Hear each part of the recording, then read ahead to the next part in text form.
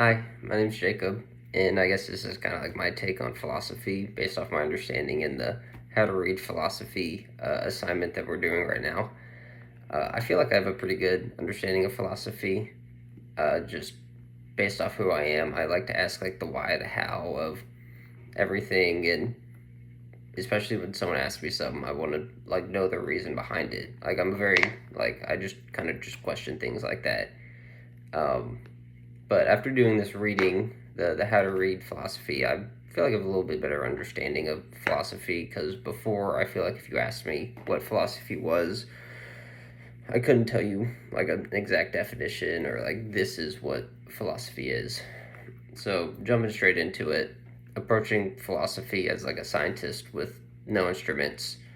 Um, the only thing I had with that is I feel like the only instrument is your mind because I feel like that's entirely what uh, philosophy is. Just understanding things, how you interpret it, and just questioning everything. Which is I'll talk about that a little bit later. Um, the second thing is reading things, just like actually reading papers or books or I guess kind of Greek mythology, kind of like with what we're doing with this assignment.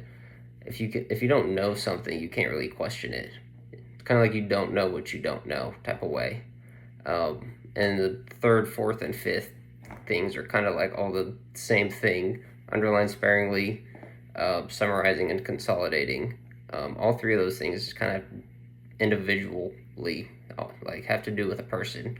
It's like my mind doesn't work the same way as yours does, or how my mom's does, or how coworkers does. My mind works how my mind works. So I'm gonna try to learn something the way my mind works, which honestly isn't with any of those things. I'm more of a take something apart and put it back together. I'm not really good at reading things and like ingesting information that way. If you give me, something to break down, I break it down, put it back together, and be like, oh, okay, that's how something works.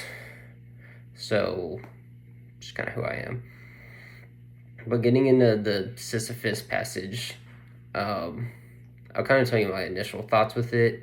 I kind of knew like the story of Sisyphus. I didn't know that was his name, but I knew about it with him pushing the boulder. I never knew it was like he'd push the boulder up and then it'd fall back down. I thought it was just he was infinitely pushing forever and ever for all of eternity. Um, and then I didn't really know the story behind it, so it was good reading it. Um, but my initial thoughts was like he got what he deserved.